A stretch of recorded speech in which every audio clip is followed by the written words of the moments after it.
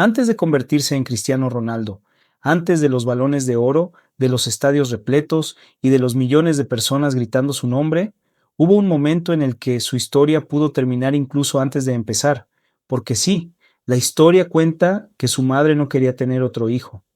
La familia vivía con muchas dificultades, el dinero no alcanzaba y el futuro parecía demasiado pesado para cargar con una boca más. Pero ese niño nació, y lo más increíble es que ese niño, que creció entre carencias, burlas, dolor y una presión imposible de imaginar, terminó convirtiéndose en una de las figuras más grandes que ha visto el fútbol mundial. Esta no es solo la historia de Cristiano Ronaldo, es la historia de una obsesión, de un hambre feroz por demostrarle al mundo que no importa de dónde vienes, sino hasta dónde estás dispuesto a llegar. Quédate hasta el final, porque la parte más dura de esta historia no fue su infancia, fue todo lo que tuvo que destruir dentro de sí mismo para convertirse en CR7. Y si te gustan las historias de fútbol contadas con todo lo que casi nadie te muestra, suscríbete ahora, porque aquí no contamos partidos, aquí contamos leyendas. Cristiano Ronaldo dos Santos. Aveiro nació el 5 de febrero de 1985 en la isla de Madeira, Portugal. No nació en una mansión, no nació rodeado de privilegios, no nació con un camino fácil, nació en una familia humilde. Su madre trabajaba duro, su padre también, luchando además con sus propios demonios. Y en ese ambiente donde el dinero escaseaba y la estabilidad parecía un lujo, Cristiano empezó a construir algo que nadie podía ver todavía. Desde muy pequeño, el fútbol no era un pasatiempo para él, era una salida, era refugio, era identidad, era la única forma de sentirse más grande que la vida que le había tocado. En las calles y en los pequeños campos de Madeira, Cristiano ya mostraba algo distinto. No era solo velocidad, no era solo regate, era esa necesidad enfermiza de ganar, ese fuego raro que tienen muy pocos. Cuando perdía, lloraba. Cuando no le pasaban el balón, explotaba. Cuando sentía que no podía hacer más, hacía más. Muchos veían a un niño exagerado, pero en realidad lo que estaban viendo era el nacimiento de una mentalidad fuera de lo normal, porque algunos niños juegan por diversión. Cristiano jugaba como si cada partido decidiera su destino, y tal vez, para él, sí lo hacía. Su talento empezó a llamar la atención rápidamente. Primero en Madeira, después fuera de la isla, y llegó el momento que cambia la vida de muchos jóvenes futbolistas, dejarlo todo atrás. Con apenas 12 años, Cristiano se mudó a Lisboa para entrar en la cantera del Sporting. Y ahí empezó una batalla que casi nadie ve cuando se habla del éxito, porque salir de casa tan pequeño no te convierte en estrella, te convierte en un niño solo, lejos de su madre, lejos de su tierra, lejos de su acento, de sus costumbres, de su mundo. En Lisboa sufrió por su forma de hablar, sufrió por ser el chico de Madeira, sufrió por sentirse distinto, y aquí es donde mucha gente se rompe, porque el talento no siempre se pierde por falta de calidad, a veces se pierde por soledad, por miedo, por no aguantar la presión emocional de estar lejos de todo. Cristiano estuvo cerca de volver, estuvo cerca de rendirse, estuvo cerca de elegir el camino fácil, pero no lo hizo, y esa decisión silenciosa, lejos de las cámaras, lejos de los focos, fue una de las más importantes de toda su carrera, porque mucho antes de conquistar Europa, Cristiano ya había vencido algo mucho más difícil, la tentación de abandonar su sueño. En el Sporting, Cristiano fue creciendo categoría tras categoría. Su talento ya no se podía esconder. Velocidad, regate, potencia, atrevimiento y una personalidad que gritaba ambición incluso cuando todavía era un adolescente. No tardó en dar el salto al primer equipo, y aunque su paso por el Sporting fue corto, bastó para que alguien clave en la historia del fútbol lo mirara y dijera: ese chico es diferente. Ese alguien fue Sir Alex Ferguson.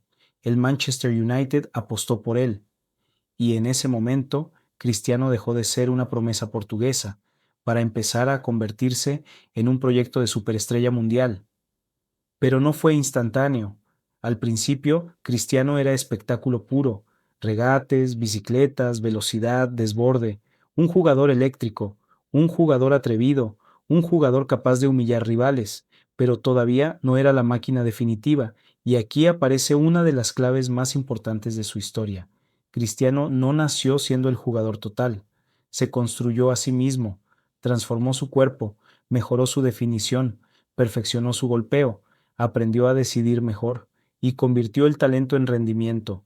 Ese fue el verdadero nacimiento de CR7, no como un apodo, no como una marca, sino como una versión mejorada de sí mismo, un futbolista que entendió algo que separa a los buenos de los inmortales.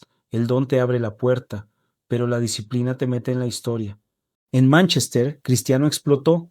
Ya no era solo un chico habilidoso, ya no era solo una promesa, ya no era solo alguien que llamaba la atención. Ahora era una amenaza real. Cada temporada se veía más fuerte, más rápido, más decisivo, más insoportable para los defensores.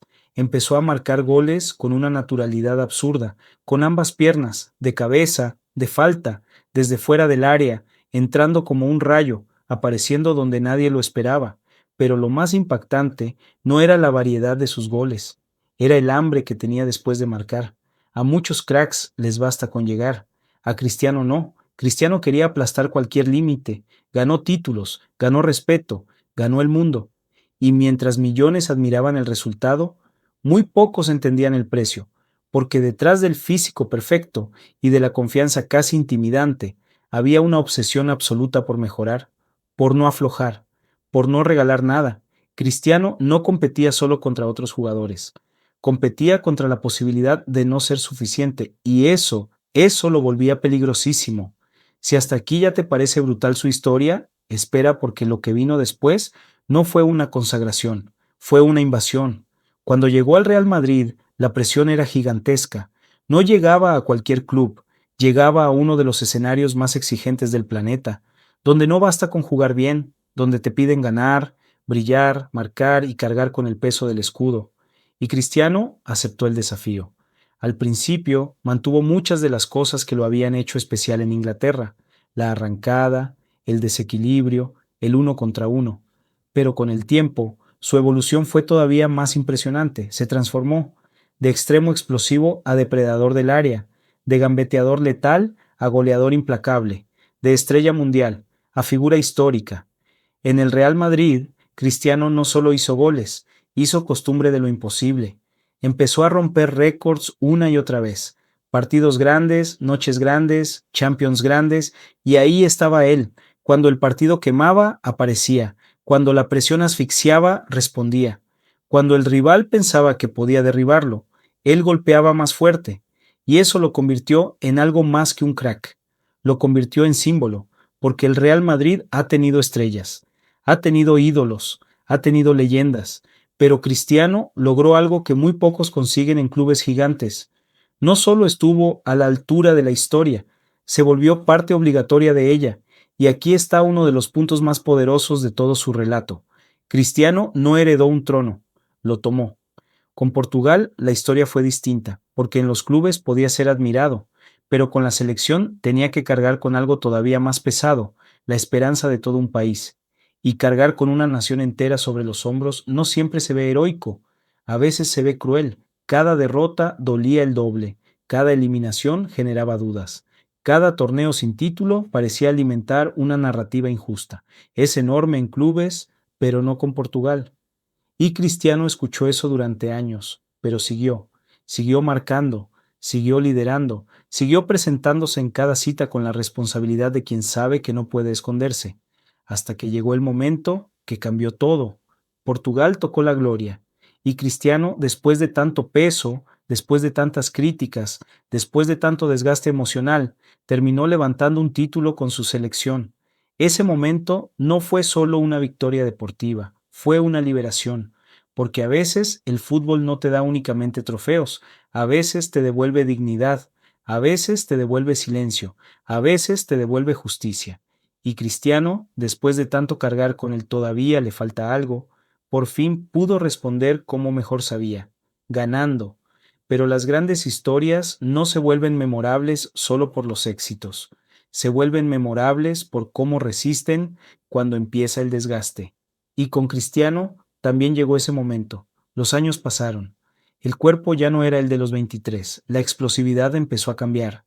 El contexto alrededor dejó de ser perfecto. Vinieron cambios de club, nuevos desafíos, nuevas críticas, nuevos focos apuntando a una sola pregunta. ¿Se acabó Cristiano Ronaldo? Y cuando esa pregunta aparece, el fútbol se vuelve despiadado, porque el mismo mundo que te aplaude cuando subes, disfruta demasiado cuando sospecha que vas cayendo. Además, su vida personal también atravesó momentos muy duros, golpes emocionales que ningún atleta, por fuerte que parezca, vive sin quebrarse por dentro. Aún así, siguió compitiendo, siguió marcando, siguió luchando contra el tiempo, contra la opinión pública y contra la idea de que ya no podía ser el mismo. Y aunque esa etapa mostró una versión más humana, más tensa, más discutida, también reveló algo fundamental. Cristiano nunca supo vivir sin pelear. Eso lo llevó a cometer errores, eso lo llevó a enfrentar conflictos, eso lo llevó a chocar con entrenadores, contextos y expectativas. Pero también fue eso lo que construyó su leyenda. Hoy, hablar de Cristiano Ronaldo no es hablar solo de goles, es hablar de transformación, de disciplina, de ambición llevada al extremo, de una mente que convirtió el esfuerzo en religión. Su legado no vive solo en trofeos, récords o noches históricas, vive en algo mucho más profundo, vive en cada chico que entendió que el talento sin trabajo no alcanza, vive en cada futbolista que se obliga a entrenar un poco más, vive en cada persona que viene desde abajo y decide no pedir permiso para cambiar su destino, porque Cristiano representa una idea que impacta muchísimo más allá del fútbol. No importa quién creyó en ti al principio, lo que importa es cuánto estás dispuesto a insistir cuando nadie ve nada especial en ti.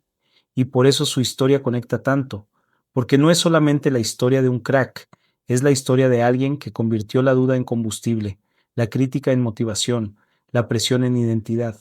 Cristiano Ronaldo no se hizo leyenda por tener un camino fácil, se hizo leyenda porque convirtió cada obstáculo en una excusa para ir todavía más lejos. Y tal vez, al final, esa sea la parte más impactante de toda esta historia. No que haya ganado tanto, no que haya roto tantos récords, no que haya llegado a la cima, sino que un niño que nació en medio de la dificultad terminó obligando al mundo entero a pronunciar su nombre. Cristiano Ronaldo no solo venció rivales, venció el origen, venció la distancia, venció la soledad, venció la duda y convirtió su vida en una prueba de que la obsesión, cuando se combina con disciplina, puede crear monstruos competitivos imposibles de ignorar. Ahora te quiero leer a ti. Para ti, Cristiano Ronaldo es el jugador más mentalmente fuerte de la historia del fútbol. Déjalo en los comentarios. Y si te gustó este video, suscríbete, deja tu like y activa la campana, porque aquí no contamos historias comunes, aquí contamos las historias que convierten a los futbolistas en leyendas.